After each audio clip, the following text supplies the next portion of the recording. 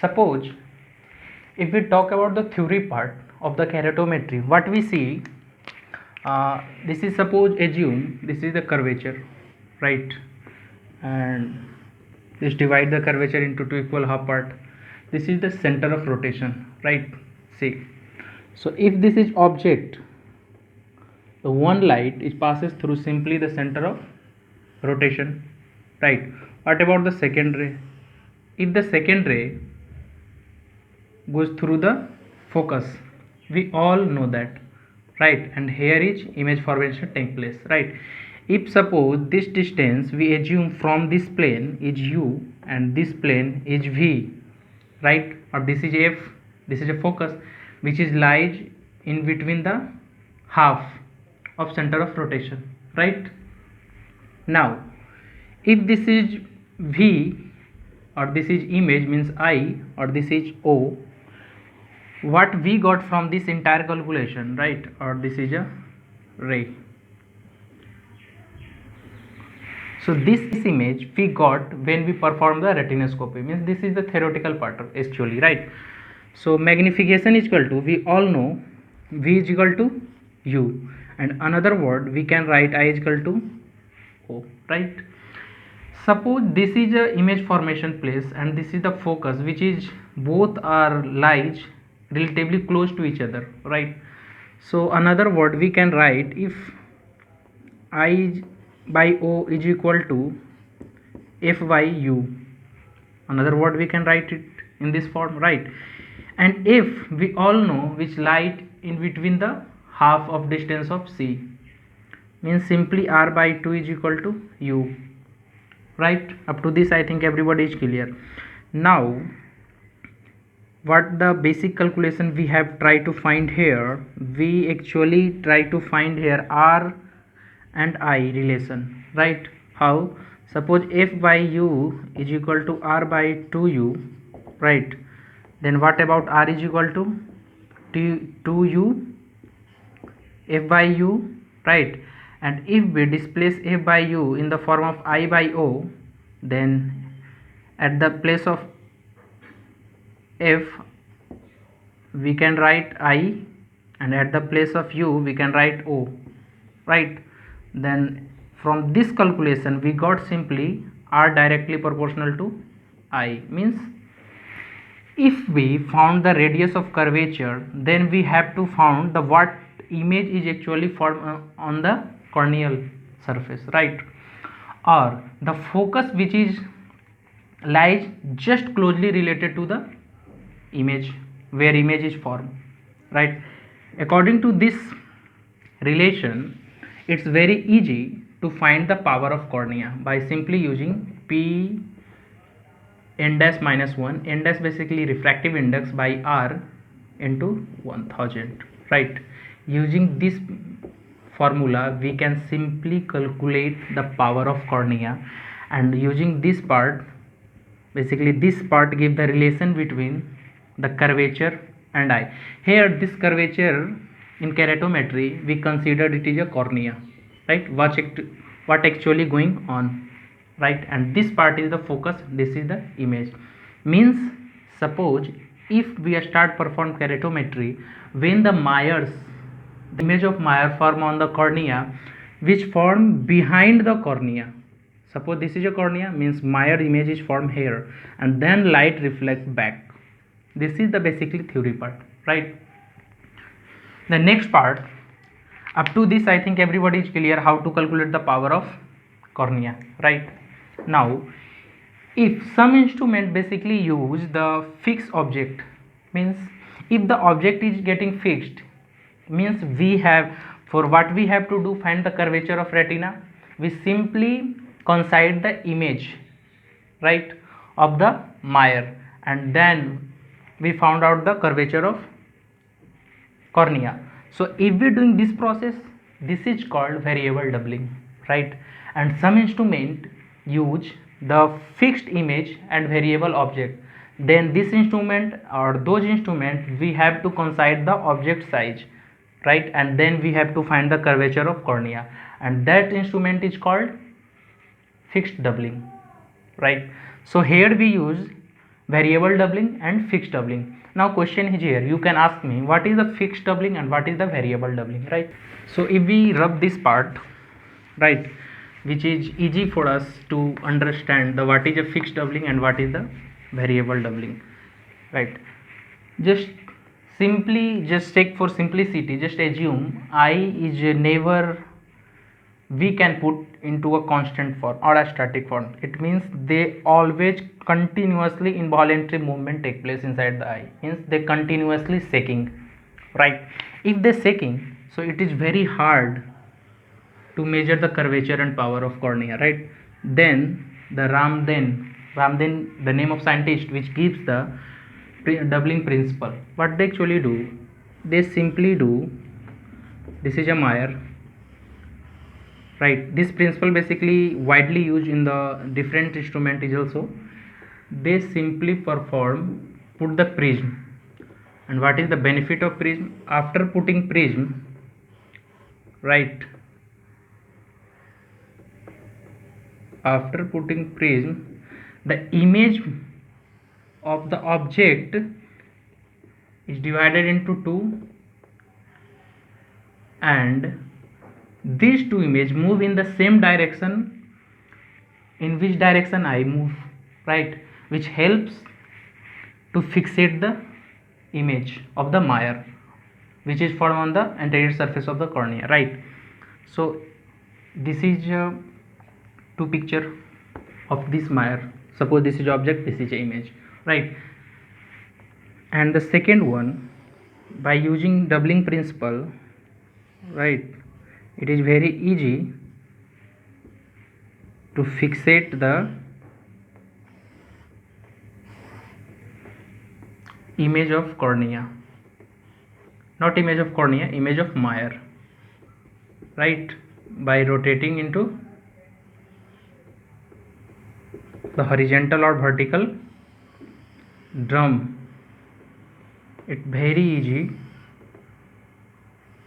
to fixate onto those shape where the eye is move, image is also getting move on this same direction. So this is the scene basically, this is called a doubling principle, right? This is nothing new. So if the variable doubling is used, means object size is fixed.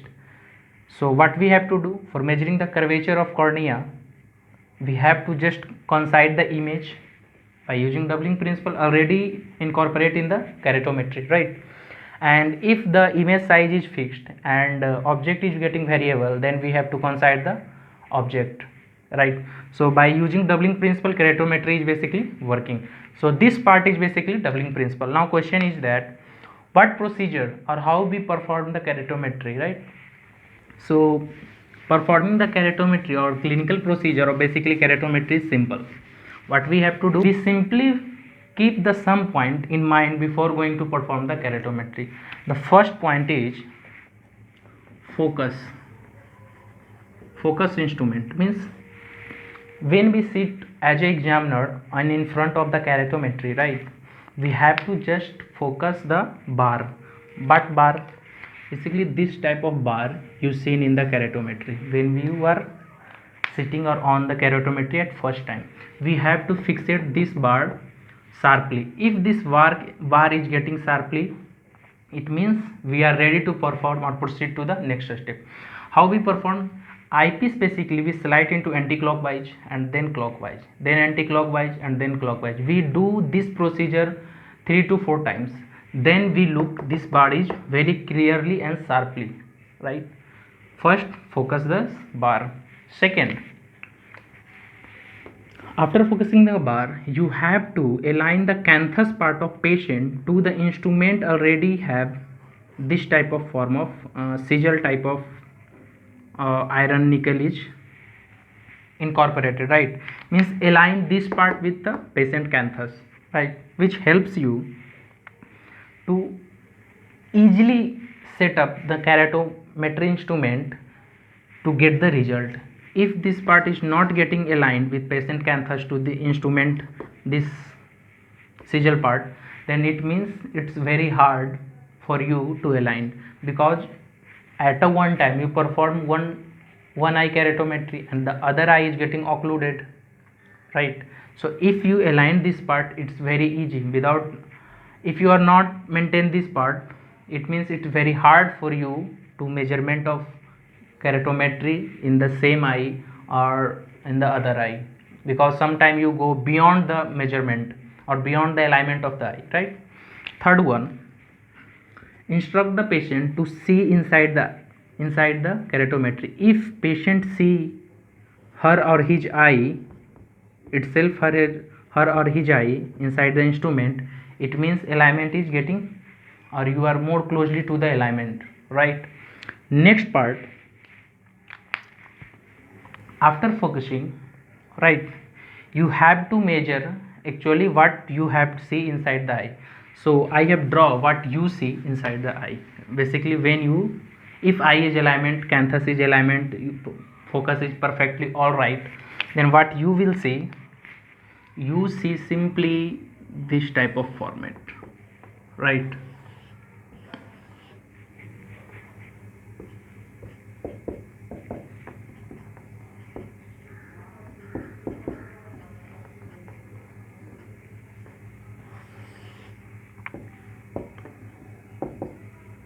This type of format first time you see, right? What you have to do after seeing this picture, you have the first work to just focus this center image. And why this center image is formed, we have been already discussed. This center image formed due to the vertical ray coming from the vertical aperture, they form the central double image. So this is the basically that circle, right? Myers image. What we have to do, we have to simply fixate it. Where we have to simply, there is a knob where examiner sit, inside beneath of the examiner eye there is a knob which rotate in the clockwise way or anti-clockwise. You fixate it into overlap into each other, right? When you overlap each other, what scene you got, suppose this is overlap, right? Then you simply see this image, suppose this is overlap image, right? Then you see this type of image. What you have to next, simply this center image fixate to the barb which you previously used for fixating the focus. Simply put this central image, right central image, into that barb. Means that bar is look inside the, or that bar is lies inside the central circle. If this is okay, then okay. Now might be possibility due to the oblique astigmatism, this whole picture or this whole circle is getting tilted. Just assume this is a tilted.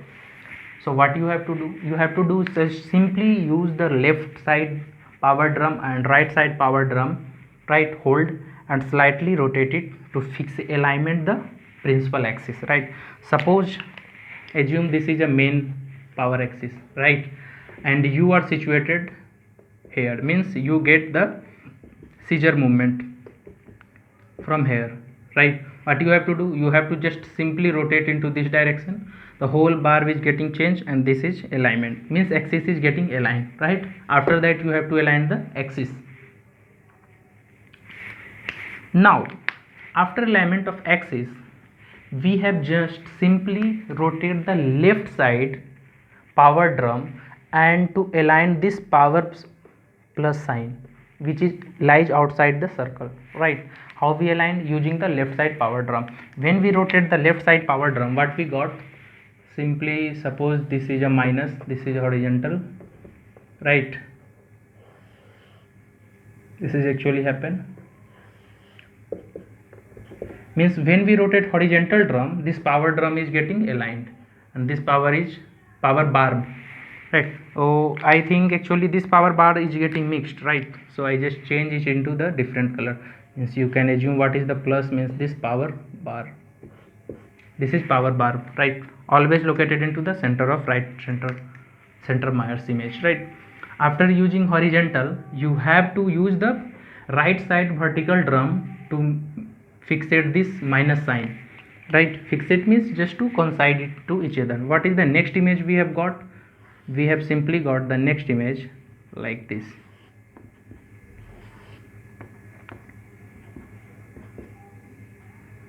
right? This minus image, the double is getting coincide by vertical power drum left side which is situated. This is plus sign is aligned with the horizontal side power drum situated. After this we have to take reading, means this is okay. This is used by horizontal side, this is used by vertical side, right?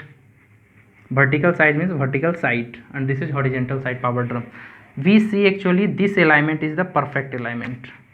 Now we are ready to take the measurement of the keratometry, what actually keratometry give, because keratometry one side horizontal side the power and axis, vertical side power and axis is already depicted on the keratometry. So how we take the measurement? I just simply rub it and then I will show how you can take a measurement. I think this is clear for all. So simply we use this type of scene there. Just assume if horizontal drum is rotated, first we take the K1. K1 means horizontal side. Here is diopter, we write here diopter, and here axis at axis 180, because horizontal drum when we rotate we align the horizontal, means plus sign is lies horizontal part, means we align the horizontal, and second one we have to shift the K2 means vertical part, and now here axis is 90, right? How we write delta K? If we write or try to axis in the form of 180, it means we simply take K1 minus K2 axis 180, right?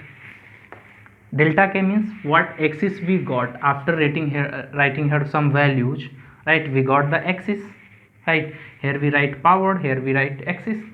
What we have got, this is this form.